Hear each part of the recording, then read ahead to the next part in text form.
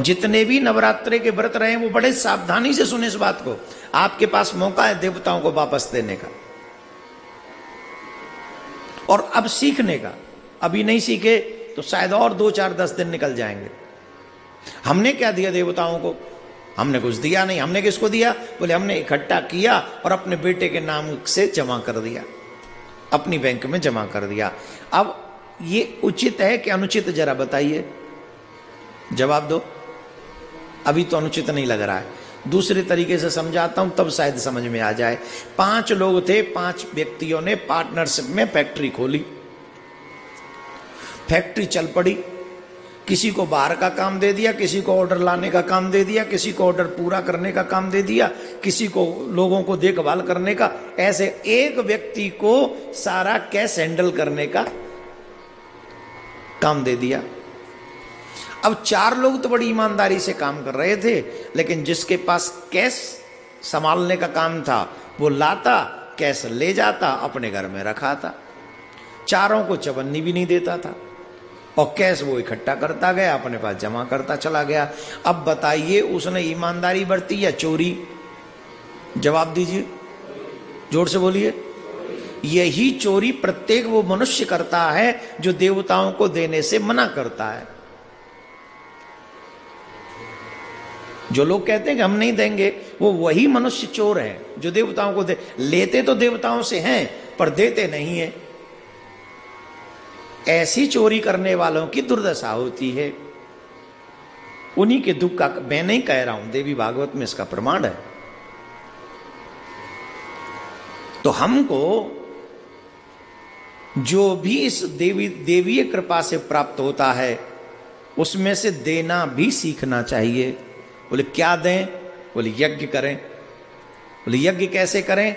बोले यज्ञ जब आप आहुतियां देते हो, आप नवरात्रों में एवरीडे, मुझे पता है जो जिन माताओं बहनों के यहाँ, भाइयों के यहाँ नवरात्रे के व्रत और माता रानी का दरबार होता है और जहाँ उनकी पूजा होती है वह नित्य हवन भी करते हैं वो।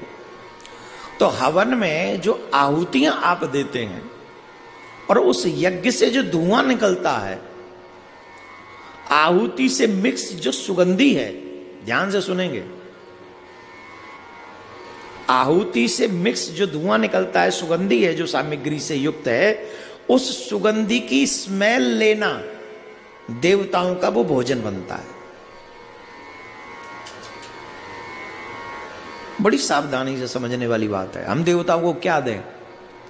2 चीजें निर्मित होती हैं। जब आप यज्ञ करते हो तो देवताओं को वो भोजन प्राप्त होता है स्मेल से, गंध से। मनुष्य खाकर तृप्त होता है। जब आप अन्न खाते हो तो हम तृप्त होते हैं। देवता उसकी गंध लेके तृप्त होते हैं और भगवान सिर्फ देखकर प्रसन्न होते हैं, तृप्त हो जाते, देखकर तृप्त हो जाते। भगवान खाते नहीं। देवता गंध लेते हैं तो वो तृप्त, मनुष्य खाता है तो तृप्त, और जब भगवान देख लेते, मात्र दृष्टि वह देखते हैं, इतने में तृप्त हो जाते। बोलो राधे राधे। जोर से बोलना पड़ेगा। तो देवताओं को देने के लिए हमें 9 दिन कम से कम अपने घर में यज्ञ करना चाहिए। आहुति ऐसी दें जिसका धुआं आकाश में जाए। दूसरी एक और बात है, जिस यज्ञ के धुएं से आकाश में जो धुआं जाता है उससे बादलों का निर्माण होता है और बादलों के निर्माण से देवता प्रसन्न होते हैं। आजकल तो यज्ञ तो कहाँ होते हैं, पहले यज्ञ हुआ करते थे।